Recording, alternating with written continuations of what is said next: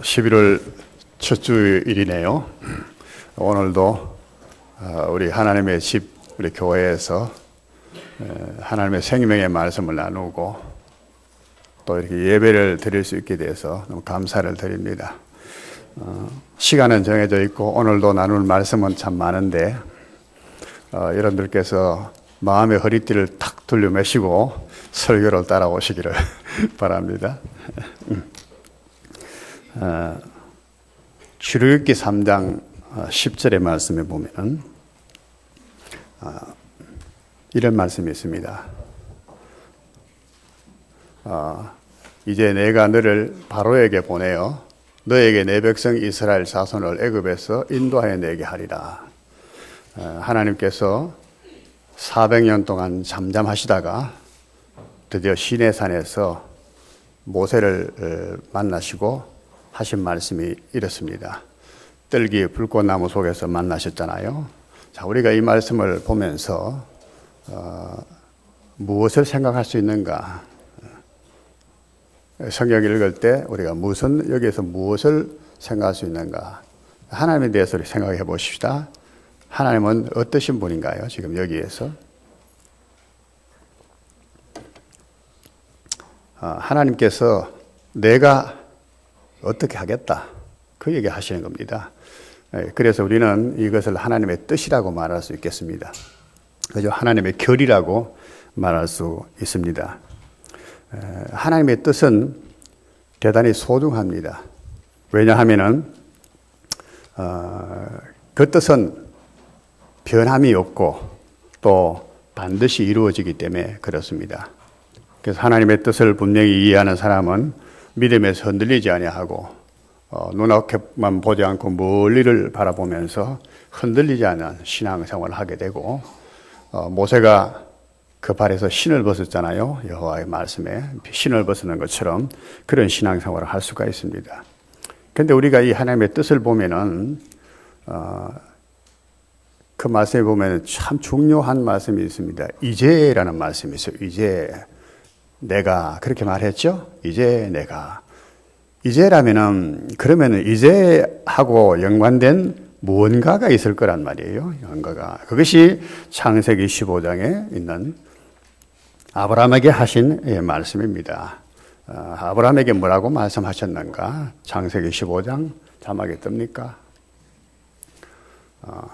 같이 한번 읽어볼까요? 여호와께서 아브라함에게 이르시되 너는 반드시 알라. 네 자손이 이방에서 개게 되어 그들을 섬기겠고 그들은 400년 동안 네 자손을 괴롭히리니 그들이 섬기는 나라를 내가 징벌 외치며 그 위에 네 자손이 큰 재물을 가지고 나오리라. 자, 기억하시나요? 아브라함에게 하나님께서 하신 것입니다. 400년 전의 얘기입니다. 그런데 내가 이제 말한 대로 네 백성을 이스라엘에서 애굽에서 인도하여 내겠다라고 하시는 말씀이에요.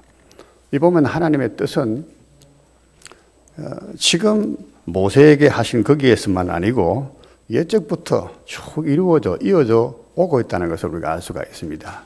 그렇죠? 그래서 우리가 주님께서 가르쳐 주신 기도를 늘 하는데 참 주 기도문을 우리 생각 없이 이렇게 암송하듯이 할 때가 참 많습니다. 참 새기면서 기도해야 될 것입니다. 그 보면은 하늘에 계신 우리 아버지여 이름이 거룩히 여김을 받으시고 나라가 임하시는데 뜻이 하늘에서 이루어진 것 같이 땅에서도 이루어지이다 라고 말했습니다. 여기도 하나님의 뜻을 말했습니다. 뜻은 반드시 이루어지는 거예요. 그런데 그것은 하나님의 속에 벌써 다 계획되고 작정되었는 건데 이 땅에서도 이루어질 것입니다. 또 이루어지게 하소서. 우리가 그것을 이룰 수 있도록 해 주십시오. 그 기도거든요. 이것은 바로 이 땅 위에 우리 인류의 역사가 되는 겁니다. 하나님의 뜻이 이 땅 위에 이루어지는 그 과정이 역사라고 하는 겁니다. 성경은 보면 그렇게 역사가 쭉 되어 있잖아요. 창세기로부터 시작해서 쭉 역사가 이어지지요. 요한계시록까지. 하나님의 뜻대로 모든 것이 이루어져 간다는 사실은 이 제목만 가지고도 우리가 설교 1시간을 해도 부족한 내용이죠. 여러분들이 묵상하실 수 있기를 바랍니다. 하나님께서 사울을 왕으로 세우시고 폐하셨어요. 그리고 다윗을 왕으로 세우셨습니다. 그랬으면서 하신 말씀이 있어요. 중요한 것이에요. 뭘 말씀하셨는가? 이새의 아들 다윗을 만나니 내 마음에 딱 맞다는 거예요. 그래서 내 마음이 맞아서 어떻다는 겁니다. 내 마음이 맞아 좋아서 내 세운다 그게 아니고 내 뜻을 다 이루리라 그래요. 하나님의 뜻을 이룰 사람이기 때문에 다윗을 세운 거 왕으로. 그래서 다윗이 통치하는 이스라엘 역사는 하나님의 뜻을 이루어가는 역사예요. 자, 하나님이 어떻게 뜻을 이루어가기를 역사를 이끌어 가시기를 원한다는 걸 우리가 알 수가 있을 것입니다. 하나님의 역사가 이렇게 이루어져가요. 그 외에도 에베소서 1장 11절의 말씀에 보면 우리가 지난번에 교회관에 대해서 에베소서를 쭉 생각했는데 거기도 보면 항상 나오는 것이 하나님의 뜻, 그 기뻐하신 뜻대로 여기도 보면 모든 일을 그의 뜻의 결정대로 일하시는 이의 계획을 따라 하나님의 뜻대로 모든 걸 하신다는 거예요. 한 가지만 더 그 예를 든다면은 예수님께서 십자가에 못 박혔을 때 내 뜻대로 마옵시고 그렇게 말했고 사도행전에도 보면은 하나님의 나라를 회복하시는 것이 이때입니까? 물었을 때 예수님께서 하신 말씀이 때와 기한은 아버지 뜻에 있다는 거예요. 아버지께 달렸다는 거예요. 때와 기한. 이 하나님의 모든 역사가 이루어지는 그 때와 기한들이 하나님께 있다는 거예요. 그래서 하나님의 뜻은 대단히 중요합니다. 하나님의 뜻은 반드시 이루어지는 것이고 또 반드시 이루어지게 될 것입니다. 모세를 그래서 내가 너를 보낸다 하니까 모세가 우리가 아는 대로 여러 가지로 말을 하죠. 핑계를.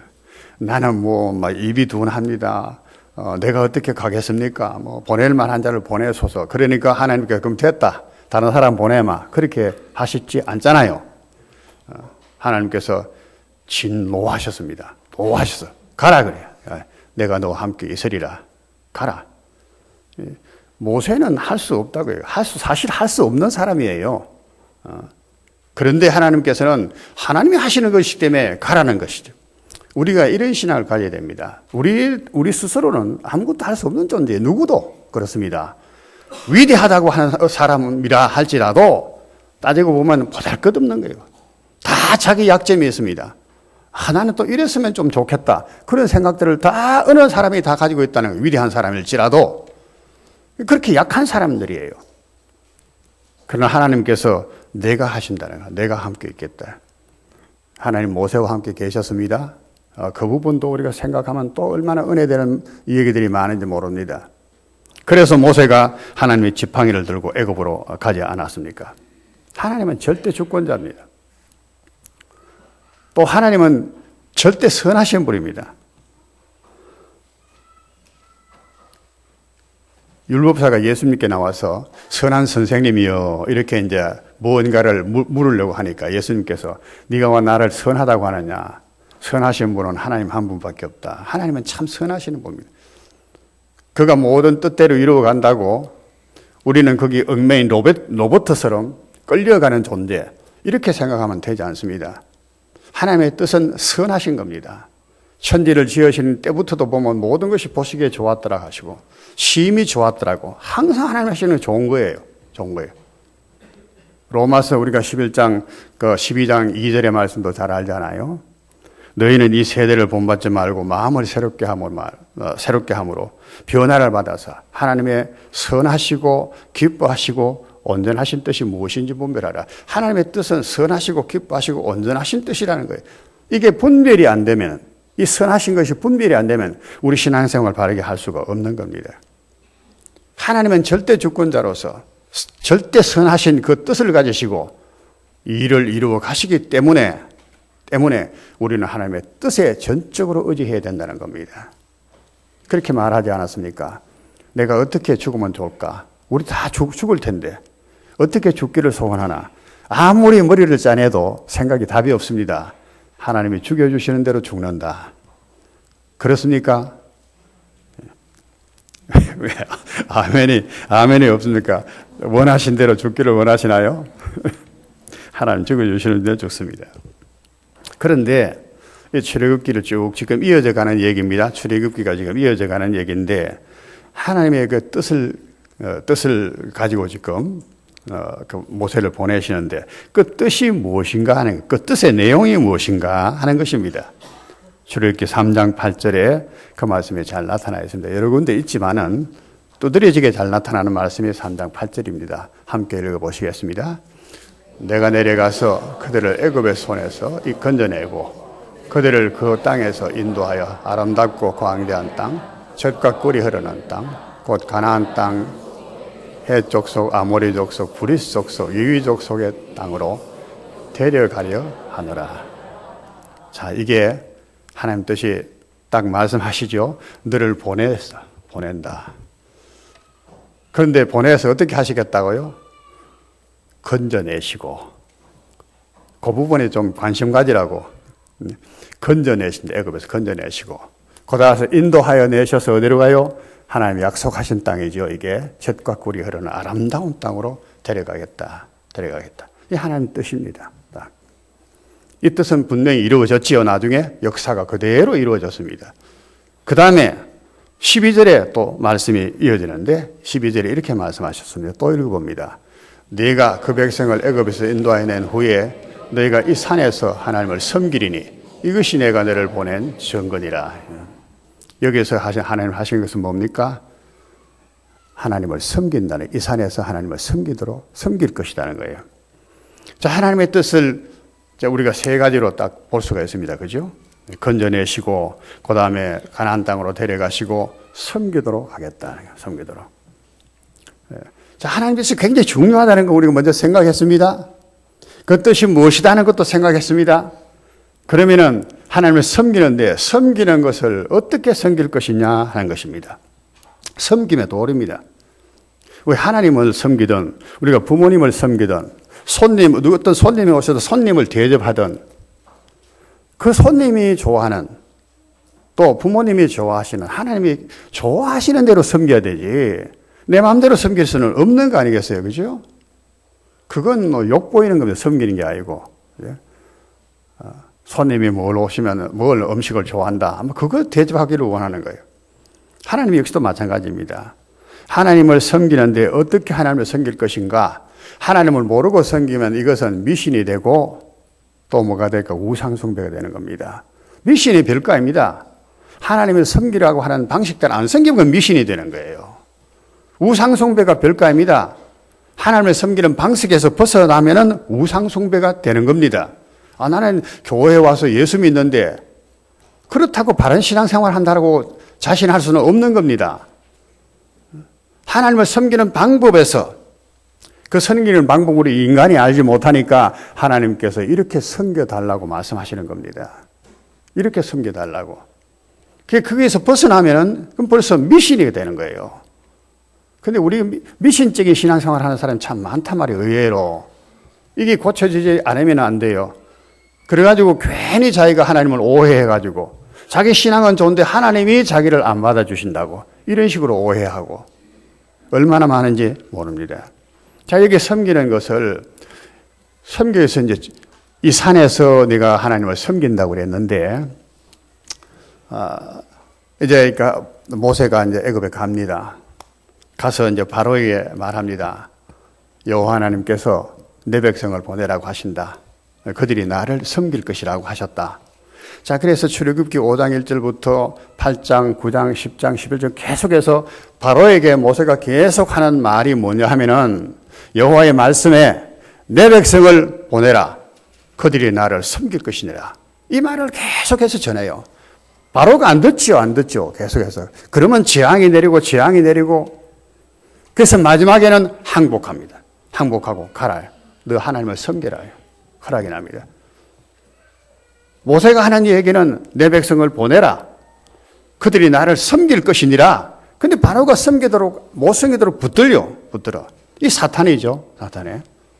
오늘날도 신앙생활 못하도록 붙드는 자는 바로와 같은 사탄의 역사입니다. 그런데 하나님의 저주를 받게 돼요. 결국은. 하나님을 섬길 것인데 그럼 어떻게 섬길 것인가? 이 산에서. 시내산에서 왜 이 산에서라고 말씀하셨는가? 하나님 그 시내산에서 하나님을 섬기는 법도를 가르쳐 주신 겁니다. 섬기는 도리를 가르쳐 주셨어요. 그 첫째가 5장 1절에 보면 제사와 절기입니다. 내 백성이 하나님을 섬기도록 내 백성을 보내라. 또 하나님께 제사 드리도록 보내라. 하나님의 절기를 지키도록 보내라. 표현을 조금 달리 할 수도 있습니다. 그런데 제사 절기라는 말을 썼어요. 하나님을 섬기는 첫째 방법이 제사와 절기입니다. 그것은 두 가지로 다른 것이 아니라 사실은 동일한 것입니다. 제사와 절기에 대해서는 레위기서에 자세하게 설명을 했습니다. 어떻게 제사를 드리고 어떻게 절기를 지키는가 레위기서에 자세하게 설명했습니다. 출애굽기에는 갈짝 한 몇 구절밖에 없습니다. 두 번째로는 오늘 우리가 생각하려고 하는 계명입니다. 율법이고 계명입니다. 계명인데 이것을 또 율법이라고도 24장에 가면 말합니다. 또 법규라고도 말합니다. 하나님이 주신 우리가 흔히 말하는 10계명 하나인데 넓은 의미로 계명이고 율법이고 법규입니다. 이 하나님이 주신 것이 오늘 우리가 읽었던 본문이 바로 그것입니다. 대표적인 모든 계명을 묶어놓은 10계명을 우리 읽었습니다. 세 번째로 하나님을 섬기는 것이 성막입니다. 성막이 무엇인지 아시죠? 성막. 출애굽기 25장부터 40장까지. 출애굽기가 40장인데 25장부터 40장은 거의 반입니다. 앞부분에 애굽의 이야기, 또 모세와 하나님 만나서 시내산에서 앞으로 하실 일을 쭉 설명해 주시는 이야기, 그게 4장까지 다 이어지요. 5장부터 실제로 이제 일이 이어지는데, 그 15장에 애굽에서 타나와 홍해를 건너놓고 애굽에서 나온 이야기는 거죠. 우리가 흔히 출애굽기를 애굽에서 나온 이스라엘 백성이 애굽에서 나온 구원받은 이야기 이렇게 말하지만은 그거는 사실은 14장에 끝나요. 15장에 구원받은 찬송하는 걸로 다 끝났어요. 그 다음에 16장부터 그러면 40장까지는 뭔데? 그럼 우리 질문을 가져야 됩니다. 근데 바로 하나님을 섬기는 법도가 그게 있다는 거예요. 그게 계명이에요. 계명. 또 한 가지가 성막입니다. 성막은 오늘 교회입니다. 언젠가 이 말씀에 대해서 또 말씀을 드려야 될 것 같은데 오늘 계명에 대해서 생각하려고 합니다. 그래서 이 성막을 섬기는 것이 얼마나 자세하게 설명되어 있는지 25장부터 쭉 해서 40장까지요. 오늘 이제 계명에 대해서는 20장부터 24장까지 계명에 대해서입니다. 오늘 우리는 이 10계명에 대해서 생각해 보려고 하는 것입니다. 10계명. 자, 10계명의 1절, 2절 우리 서문 부분을 한번 보겠습니다. 같이 한번 읽어보겠습니다. 하나님이 이 모든 말씀으로 말씀하여 이르시되 나는 너를 애굽 땅 종되었던 집에서 인도해낸 내 하나님 여호와니라. 자, 그 다음에 첫째 계명, 둘째 계명, 딱 10가지 계명을 말씀하잖아요. 하는데 여기에 서문이 굉장히 중요하다는 것은 서문만 가지고 설교를 여러분도 들으셨을 줄로 압니다. 그렇죠? 여기는 다른 말 하면은 하나님이 자기 선포입니다. 나는 누구다는 거야, 나는. 왜 하나님이 나는 누구다는 말씀을 하시는가? 이 말씀에 나는 하고는 설명을 쭉 하잖아요. 그러니까 너희가 이 계명들을 지켜라 그런 얘기예요. 그렇게 되겠죠? 여기는 경고도 담겨 있을 수가 있고 그 속에는 하나님의 약속이 담겨 있고 복에 대한 약속도 있을 것이고 여러 가지 의미가 다 담겨 있습니다. 이 서문 부분만 우리가 생각하려고 해도 한이 없습니다. 하나님에 대한 것을 다 생각해야 되니까. 어쨌거나 하나님은 여기 서문 부분에서 말씀을 하십니다. 하나님이 누구이신가를. 그러니까 너희가 이렇게 섬겨라 하고 이제 계명을 말씀하시는데 쉽게 말하면은 예수님께서 마태복음 5장 48절에 이렇게 말씀하셨어요. 시내산에서 그 산상수훈을 쭉 말씀하시면서 결론에 가서 5장 결론에 가면은 하늘에 계신 너희 아버지의 온전하심 같이 너희도 온전하라. 이 10계명도 마찬가지입니다. 나는 너를 애굽 땅 종되었던 거기서 인도해낸 네 하나님 여호와다. 그러니까 나 외에 다른 신을 두지 말고 이렇게 말씀하시거든요. 내가 누구인지 네가 아는 한 내가 하는 것처럼 나처럼 너희가 이렇게 계명을 지켜서 거룩해야 된다 이런 말씀이에요. 예수님께서 산상수훈 마태복음 5장에서 7장까지 쭉 얘기를 합니다. 그죠? 복 있는 사람은 무슨 여러 가지 말아요. 심령이 가난한 자는 복이 있나니 쭉 하고 너희는 세상의 빛이라 너희는 세상의 소금이다. 너희 착한 행실을 나타내서 사람에게 보이게 하라. 그러면서 하신 말씀이 너희의 그 온전함, 그 하나님의 닮은 그 온전함, 하늘에 계신 너희 아버지의 온전함 같이 너희가 온전하게 되라는 것이죠. 되라는 것. 그렇게 말씀하신 것처럼 오늘 십계명도 서문도 그와 같은 의미를 가지는 겁니다. 하나님이 이런 분이니까 나는 여호와 네 하나님이니까 너는 이와 같이 계명들을 지켜라. 자, 출애굽기 그래서 24장까지 쭉 계명에 대해서 말씀을 하셨는데 그 다 일일이 다 설명할 수 없어요. 십계명은 그것을 압축시켜 놓은 겁니다. 그래서 풀어서 이제 설명해 놓은 부분들이 이제 그 뒤에 나옵니다. 22장 27절에는 이런 말씀이 있습니다. 쭉 말씀하시다가 나는 자비로운 자임이니라 이렇게 말씀. 하나님은 자비로우신 분이다. 또 23장 31절에는 너희는 내게 거룩한 사람이 될지라.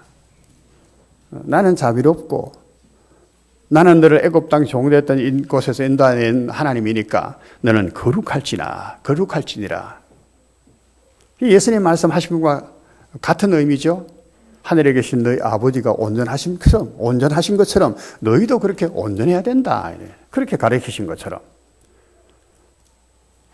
이 당시 때, 구약시대 때 이 이스라엘 백성들에게는 나는 너를 애굽에서 인도해낸 네 하나님 여호와라는 거예요. 네 하나님 여호와. 그러니까 이 계명들을 지켜라. 이렇게 말씀하시고 계시는 겁니다.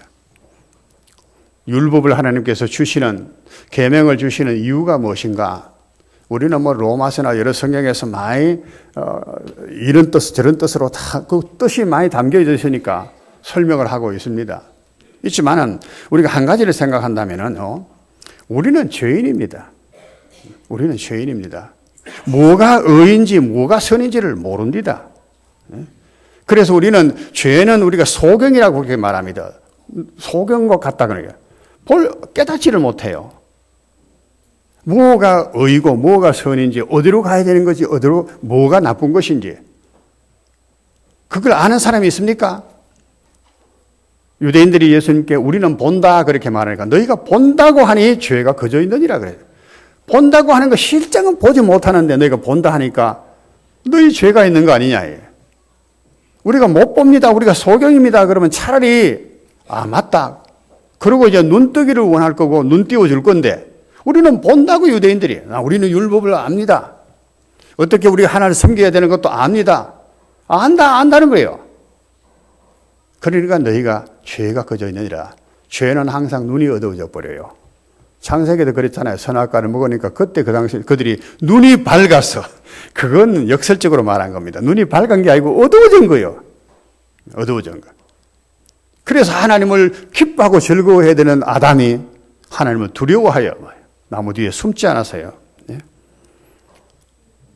이 계명이 이렇게 주신 이유는 인생이 죄인이기 때문에 그렇습니다. 죄는. 그래서 어떻게 무엇으로 가는 것이 바른 것인지 어느 것이 옳은 것인지를 일러줘야 돼 일일이. 그래서 우리가 그 길을 가면서 거룩하게 되고 하나님을 닮아갈 수 있도록 이런 의도로 이 율법을 주시는 목적이 있는 것입니다. 자, 첫째에서 다섯째 계명까지 우리는 아는 대로 하나님에 대한 계명입니다. 하나님은 나에 대해서 다른 신을 만들지 말고 이름을 망령되이 그치 말고 또 절하지 말고 안식일을 거룩하게 지키고 하나님에 대한 계명이라고 우리가 그렇게 흔히 말합니다. 다섯째부터 열째까지는 사람에 대한 계명입니다. 그런데 이 계명의 근본 정신을 여러 가지로 말할 수가 있겠지만요. 우상 숭배하지 말라는 거예요. 저는 그렇게 생각합니다. 다르게 설명해도 틀린 것이 아닙니다. 우상 숭배하지 말아요. 다른 신을 만들지 말고 하나님에 대해서만 그런 것이 아니고 사람에게 대해서도 마찬가지입니다. 우상을 숭배하면은 하나님도 바로 못 섬기고 사람에 대한 관계도 흐트러지게 되어 있습니다. 세상은 우리 혼자 사는 것이 아닙니다. 다 이웃이 있습니다. 가까운 사람, 먼 사람 다 있습니다. 좋은 사람, 좋지 않은 사람도 있습니다. 그 세상 속에 살아가는데 어떻게 살아야 되겠습니까? 하나님은 그것을 하나님 백성들에게 조금 가르쳐 주시는 것입니다. 우상숭배라고 하는 것이 뭔가? 사람이 자기 교만 때문에 자기 악한 정욕대로 행하는 모든 것이에요. 모든 행위. 자기 악한 정욕, 우리에게는 욕심이 있어서 정욕은 다 나쁜 것은 아닙니다. 악한 정욕이에요. 그 악한 정욕을 따라서 행하는 모든 것이 다 우상숭배입니다. 하나님을 추구하는 것은, 하나님을 앙망하는 것은 바른 정욕입니다. 우리가 정말로 추구해야 될 정욕입니다. 그런데 그 바른 것에서 벗어난 악한 정욕은 하나님 외에 어떤 것들을 자꾸 추구하는 것입니다. 이웃의 관계에서도 마찬가지입니다. 이웃의 관계에서도. 이웃의 관계, 바른 관계를 추구해야 되는데 이웃의 관계에서도 항상 내가 덕을 보려고 하는 거예요. 그 사람에게부터 어떤 물질을 내가 얻고, 그 사람의 어떤 몸을 탐하고, 그 사람의 어떤 명예를 탐하려고 하고, 지위를 탐하려고 하고, 그래서 시기하게 되고, 미워하게 되고, 거짓 증거하게 되고, 물질을 탐구하게 되면 도적질하게 되는 겁니다. 8대 계명에 도둑질하지 말라 그랬잖아요. 도적질하게 되는 거예요. 몸을 탐하게 되면 간음하지 말라 그래 몸을 간음하게 됩니다. 시기하고 질투하고 비방하는 것이 왜 그렇습니까? 거짓 증거하는 것은 그 사람의 명예와 지위를 부러워하고 시기해서 그것을 자기가 소유하려고 하는 욕심 때문에. 그게 우상이에요. 탐심은 죄요. 탐심은 곧 우상숭배니라. 골로새서에 그런 말씀하셨죠? 골로새서에. 하나님의 이름을 망령되이 일르는 거 다 이것들인 거예요. 여호와 이름을 망령되이 일컫지 말라. 잠언서 21장 24절을 보면 망령되다는 말을 성경적으로 설명해 나왔습니다. 무례하고 교만한 자를 이름하여 망령된 자라 하나니 이는 넘치는 교만으로 행함이라. 교만이야. 하나님께서 말씀해 주셨는데 그것을 떠나서 자기 정욕, 자기 생각대로 자기가 원한 것을 추구해 나가니까 교만이죠. 이거는 교만이에요. 그것이 바로 우상숭배로 이어지는 것입니다. 사람의 관계도 마찬가지가 아니겠어요. 사람은 물질적이면서 육체적이면서 정신적인 그런 존재입니다. 우리 사람 관계 속에서는 다 이것이 잘 이루어져 가야 되는 것입니다.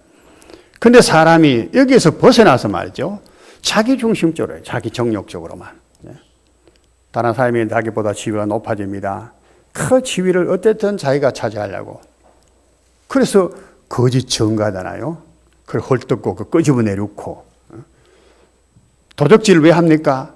남의 것을 내 것 만들어 보겠다고 도적질하는 겁니다. 살인을 왜 합니까? 역시 마찬가지입니다. 역시 야고보서 4장에 보면 그렇게 말했습니다. 너희가 살인하여도 시기하여도 얻지 못하는데 하나님이 안 주시면 못 얻는 겁니다. 그런데 사람들은 그것을 막 강행을 하네요. 방법적으로. 하나님 법도를 안 쫓아요. 하나님께서 주신 이 계명의 정신은, 인간관계의 정신을 보면은 하나님을 경외함으로 말미암아 의와 인을 지켜야 된다. 그렇게 말씀합니다. 의를 우리는 공의 또는 정직, 정의 이런 식으로 성경에 표현을 합니다. 바른 것을 말합니다. 바른 것. 발라야 되고 그 다음에 사랑이 있는 인자, 사랑이 있어야 된다는 거예요. 그것이 율법의 정신입니다. 그런데 이 의라고 하는 것도 그래요. 의, 바른 거.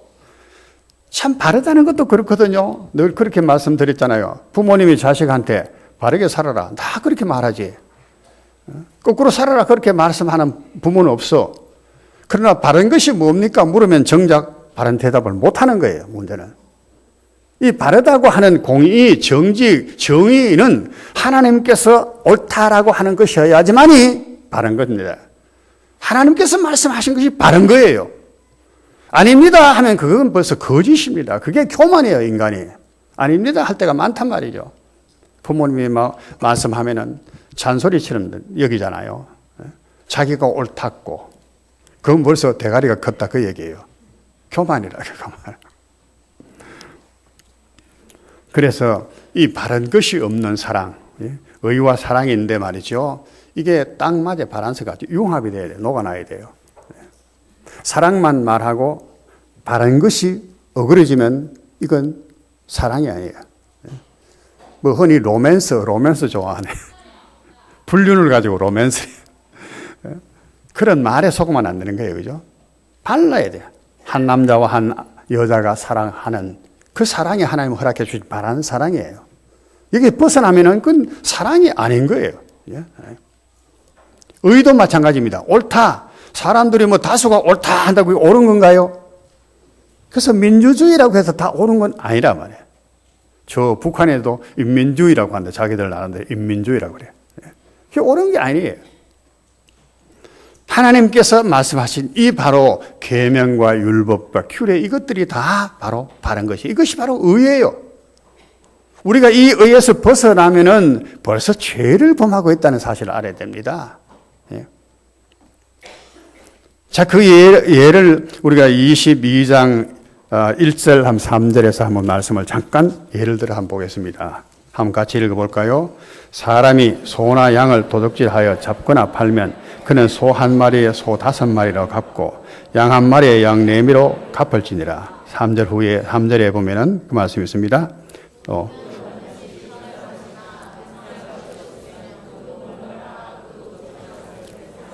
예. 도둑질한 것은 반드시 갚아야 돼. 배상이라는 말은 갚는다는 물어줄 배자, 갚을 상자, 물어주고 갚아야 된다는 거예요. 그런데 물어주고 갚는데 어떻게 되면 소 한 마리에 소 5마리, 양 한 마리는 양 4마리 잡았거나 자기가 잡아서 뭐 먹었거나 안 그러면 팔았거나 그렇게 해라는 거예요. 이게 이제 율법이거든요. 도둑질 하지 말라는 8계명의 계명을 이렇게 구체적으로 설명한 것이죠. 이웃의 것을 도둑질 소 한 마리 도둑질했습니다. 근데 한 마리 더 있죠. 그런데 5마리로 갚아. 왜 하나님의 계산법이 이런가? 왜 그렇게 했습니까? 양은 또 왜 5마리 아니고 4마리로 갚으면 돼, 양은. 왜 그랬을까? 안 갚으면은 갚을 것이 없으면 몸을 팔아서도 갚아라. 얼마나 하나님의 공의가 엄중합니까? 그래서 눈은 눈으로, 이는 이로 그렇게 말씀하셨다는 성경에. 하나님께서 여기에 율법의 정신이라고 말했잖아요. 공의와 사랑이 있어야 된다고. 사람이 소라고 하는 것은요, 정말로 큰 재산입니다. 그죠? 소 없으면 농사 못 지니까. 소를 정말 주인처럼 시골에 가면 섬겨서 우리도 그랬어요. 학교 갔다 오면 소 몰고 가서 소골 모이고, 소가 그 주인이야. 그 소골 배다가 손 다친 아이들도 친구들도 많이 있어요. 재산이기 때문에. 그래도 소를 잃어버렸어. 그러면 얼마나 큰일 났습니까? 그래가지고 찾아서 막 헤맵니다. 그런데 훔친 사람은 어때요? 갚아줘야 돼. 어떻게 갚습니까? 5마리로. 왜요? 한 마리는 소값이고 4마리는 그 사람이 소 찾는다고 근심하고 고생하고 정신적인 손해배상이야. 이해가 됩니까? 성경계는 정신적인 손해배상 이런 말 쓰죠. 요즘에 그런 말 쓰지요. 법률적으로는 쓰는지 몰라도. 예? 정신적인 배상이 훨씬 더 많은 게야. 양은 소 잃었을 때보다 좀 더 걱정이 덜 하겠죠. 예? 아무래도. 4마리로 갚아라. 4마리. 철저하게 하나님께서 이렇게 율법을 가르쳐 주신 것입니다. 율법. 하나님께서 이렇게 섬기게 한 이유가 무엇인가? 계명을 지키게 하신 이유가 무엇인가? 이 말씀을 생각해야 되는데 참 시간은 짧고 헤아릴 수 없이 많은데 몇 절 보겠습니다. 출애굽기 19장 5절 하나님이 하신 말씀이에요. 같이 읽어보겠습니다. 세계가 다 내게 속하였나니 너희가 내 말을 잘 듣고 내 언약을 지키면 너희는 모든 민족 중에서 내 소유가 되겠고 19장 6절에 너희가 내게 대하여 제사장 나라가 되며 거룩한 백성이 되리라. 너는 이 말을 이스라엘 자손에게 전할지니라. 19장은 20장에 십계명, 계명과 율법을 주시기 전에 하나님께서 모세에게 당부한 거예요. 너희가 계명을 받으려고 하지 않는 준비를 해라. 너희가 만약에 이 계명을 지키고 율법을 지키면 어떻게 된다고요? 내 소유가 된다. 하나님의 것이 된다는 거예요. 또 제사장 나라가 되고 거룩한 백성이 된다. 이게 엄청난 말이에요. 이것이 무슨 뜻인지 우리가 또 말씀을 통해서 공부하고 배워야 돼요. 제사장 나라는 엄청난 것입니다. 한 예를, 시간이 없어. 창세기 18장에 보면은 하나님께서 하나님의 천사와 더불어서 소돔 고모라를 가는 거예요. 그러다가 이제 아브라함이 대접을 받잖아요. 그러고 이제 아브라함과 이 얘기를 하시는 내용이 나오잖아요. 그때 하시는 말씀이 18장의 16절 이하의 말씀입니다. 내가 하려는 것을 아브라함에게 숨기겠느냐. 다 쓰지 않고 요약해서 내가 알려드린 겁니다. 천하 만민은 그로 말미암아 복을 받게 될 것이 아니냐. 아브라함을 통해서 천하 만민이 다 복을 받을 사람이다. 아브라함은. 내가 그로 그 자식과 권속에게 명하여 여호와의 도를 지켜 공의와 정의를 행하게 하려고 그를 택하였다. 이 말씀은 하나님이 아브라함을 택해서 그를 통해서 그 아들, 그 자식, 권속들을 통해 가지고 천하 만민이 다 복을 얻도록 하려고 내가 아브라함을 택했는데 하나님께서 하시려고 하는 것을 아브라함에게 숨겼어야 되겠느냐 이게. 그리고 이제 소돔의 죄악의 관역에서 내가 심판하러 간다 이렇게 말씀하신 거예요. 거기에 의인 50명이 있는데 하나님이 의인 50명도 악인과 함께 그렇게 심판하면 되겠습니까? 첫판과는 공정해야 되는데 어떻게 의인과 악인을 그렇게 같이 그렇게 죽인단 말입니까? 의인 50이 있으면 그래도 멸망시키겠습니까? 아니다. 잘 알지요, 내용. 예? 마지막 10명까지 내려가서 결국은 소돔 고모라의 멸망을 당했습니다. 뭘 말씀하시는가? 소돔 고모라가 왜 멸망을 했는가?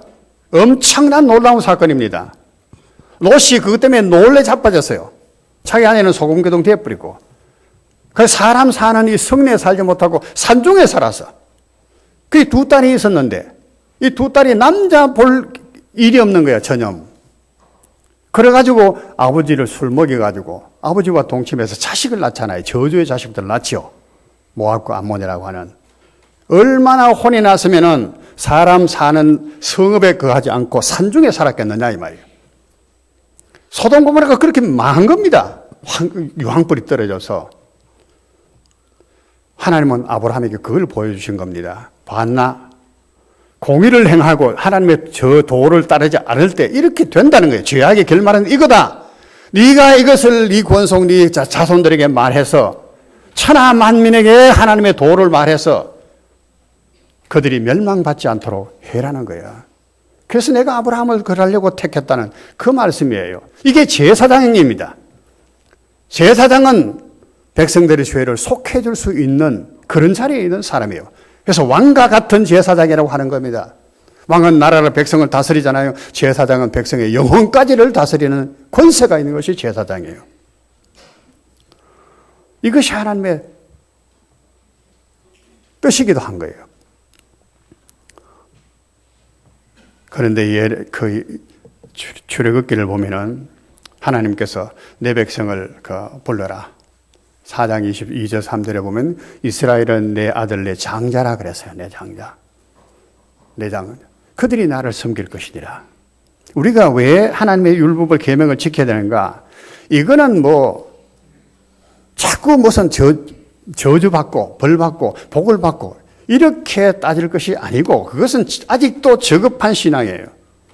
왜 우리가 하나님의 법도를 따르고 또 지키고 순종해야 되는가? 하나님 우리 아버지이기 때문에 그렇습니다. 아버지. 이스라엘은 내 아들 내 장자라 그랬어요. 아들이 자식이 부모님 섬기는 것은 영광이고 기쁨이지. 아버지 안 섬기면 나중에 유산 국물도 없다. 그것 때문에 아버지 섬긴다면 그건 자식도 아니에요. 그건 다른 사람들도 다 돈 준다 하면 얼마든지 그 정도는 합니다. 자식들이 남보다 못한 경우가 얼마나 많습니까? 하나님이 말씀하시기를 이스라엘은 내 아들 내 장자라 그랬어. 장자. 베엘레 쉐모토. 오늘 설교의 제목이 베엘레 쉐모토라. 이게 도대체 무슨 말인가? 베엘레 쉐모토. 이게 출애굽기의 책 이름입니다. 히브리인들 말로 베엘레 쉐모토. 히브리서 출애굽기 1장 1절에 나오면 보면은 이들이 야곱의 아들 이스라엘의 이름들이니라. 이스라엘 야곱이죠. 이스라엘의 아들들의 이름이 이리니라 하고는 야곱의 자손들, 애굽으로 내려갔던 자손들이 얘기를 쭉 나옵니다. 그 다른 말이면 이들이 이제 하나님 나중에 이들은 내 장자, 내 아들이라고 그랬잖아요.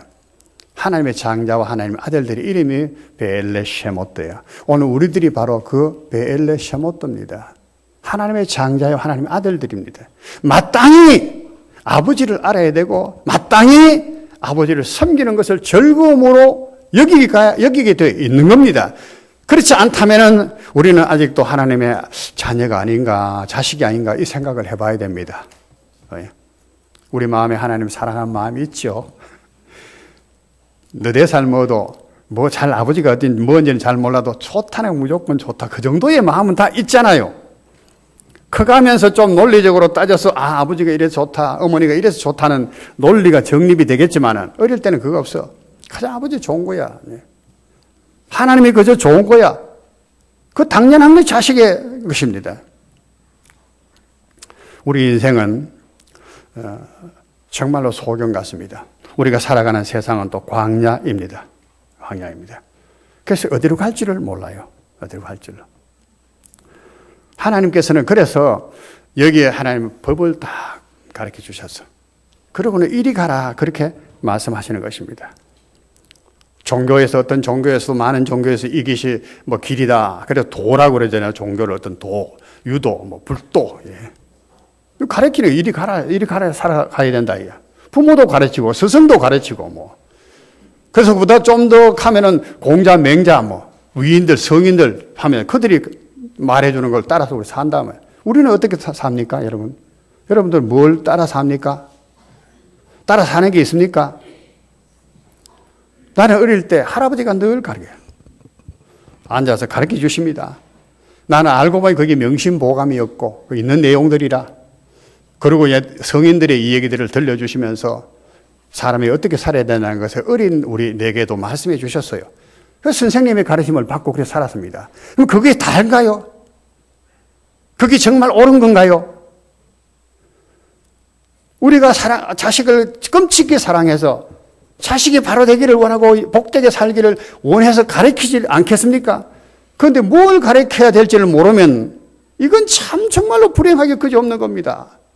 아버지가 모르는데 어떻게 자식이 가르쳐 줄 수 있느냐 그 말이에요. 그런데 하나님의 법도 율례야만이 우리에게 큰 힘이 되는 거예요. 여러분 성경을 한번 찾아야 될 것 같은데 시편 119편을 여러분 펴십시오. 오늘은 조금 눈으로 확인을 해야 될 것 같습니다. 시편 119편.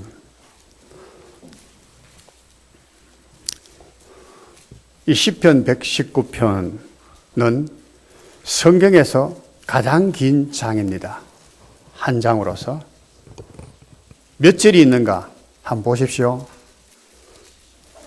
176절. 맞죠? 네. 그런데 이게 또 보면은요, 딱 단락을 지어가지고는 히브리 말로 A, B, C, D, 알렙, 베타, 베트, 김멜 이렇게 쭉 나오는데 그 신신, 타우 해가지고 22자입니다. 22자를 딱 이렇게 그룹으로 나누어서 차례대로 이렇게 분류해 놓은 성경입니다. 176절이 있는데 제일 처음에 나오는 절이 뭡니까?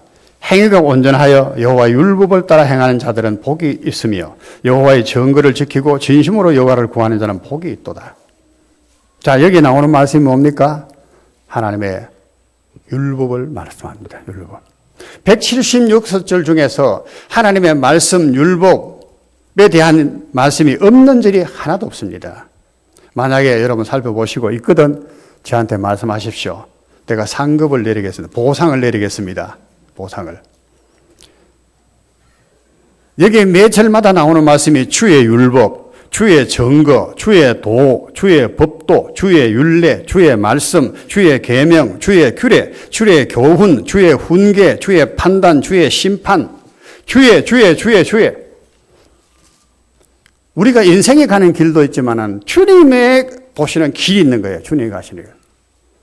나 주의 도라는 말씀이 너무 좋고 또 주의 증거라는 말씀도 너무 좋아요. 증거라는 것이 뭡니까? 확실한 것을 보여주는 표현, 어떤 표지, 그죠? 확실하다는 거예요. 주님께서 주시는 이 증거, 하나님 말씀인데 이것만큼 확실한 것이 없다는 거예요. 없다는 거예요. 매 절마다 하나님의 말씀을 지금 거론하는 거예요. 176절까지. 자세히 한번 보십시오. 우리가 이 중에서 하나님 참 마음에 와닿았던 말씀들이 많이 있을 겁니다. 50절 말씀 같은 경우가 아마 그런 절이 아닐까 생각되는데 한번 읽어볼까요? 이 말씀은 나의 고난 중의 위로라. 주의 말씀이 나를 살리셨기 때문이니다. 하나님의 말씀이 여러분 살리는 경험을 해보신 적이 있습니까? 나 지금 죽겠어. 너무너무 걱정들이 많았어. 죽겠어. 그런데 하나님의 말씀이 여러분을 살림을 받은 경험을 한 적이 있나 이 말입니다. 아니면 이 말이 거짓말입니까? 하나님의 말씀으로 고난 중에 위로를 받고 살림을 받은 사람이 있었는 거예요. 그걸 지금 증거하는 것입니다. 54절의 말씀은 어떻습니까? 내가 나그네 된 집에서 주의 율례들이 나의 노래가 되었나이다. 나그네 된 집에서. 참 우리가 갈 길을 모릅니다 지금. 아까 말했잖아요. 성현이라고 그 길을 가르쳐주나요? 학교 선생님이 그 길을 가르쳐주나요? 누가 그 길을 말해줍니까? 부모님이 그 길을 말해주나요? 우리가 뭘 보고 갑니까? 그런데 광야에서 하나님의 말씀이 이끌어줘요. 법궤가 다 길을 인도해서. 법궤가 홍해를 갈랐어. 하나님의 말씀이 되잖아요. 그리고 이스라엘 백성이 걷는 겁니다. 이 하나님의 말씀에 대한 이게 얼마나 많은지. 92절은 어떻습니까? 92절은 주의 법이 나의 즐거움이 되지 않았다면 내가 내 고난 중에 멸망하였으리이다. 하나님의 말씀이 즐거움이 되지 못했다면 고난 중에 멸망했다. 105절은 어떻습니까? 같이 읽어보겠습니다. 주의 말씀은 내 발의 등이요 내 길의 빛이니이다. 그래서 시편 150편 제일 1편에 복 있는 사람은 악인의 길을 쫓지 아니하고 그리 나오잖아요. 죄인의 길에 서지 아니하고 오만한 자의 자리에 앉지 아니하고 그 다음에 오직 여호와의 율법을 즐거워하여 그 율법을 주야로 묵상하는 자다. 하나님 율법에 대해서 말해요. 율법. 그는 시냇가에 심은 나무가 시절을 쫓아 마르지 아니함 같다니. 잘 된다는 거예요. 잘 된다.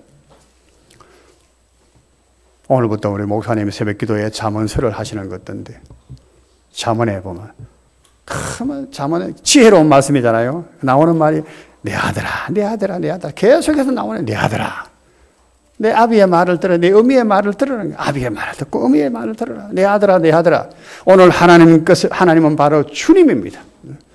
주의 말씀이고 주의 정구고 주의 율례 그의 말씀을 따르는 사람은 복이 있는 거예요. 이 나그네 길에서. 그래서 우리 믿음의 조상 아브라함이 갈대 우리에서 나올 때 여호와의 말씀을 따라갔다 하는 말이 참 와닿아요. 말씀을 따라갔다.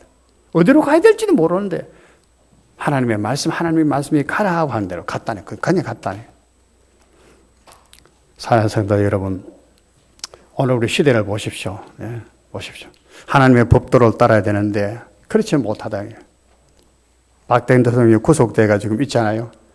나는 대통령 구속돼서 얼마나 힘들고 어렵겠나. 그보다도 공의와 정직이 멸시를 당하고 무시를 당한 이 사회가 이 국가가 참담하다는 거예요. 그게 걱정되고 슬픈 겁니다. 또 성소수자 하면 말이 얼마나 좋습니까? 소수자 차별법 해가지고 그 다른 말로 하면은 성차별하지 말라는 거예요. 성차별. 그래서 동성연애 하는 것도 허락해라.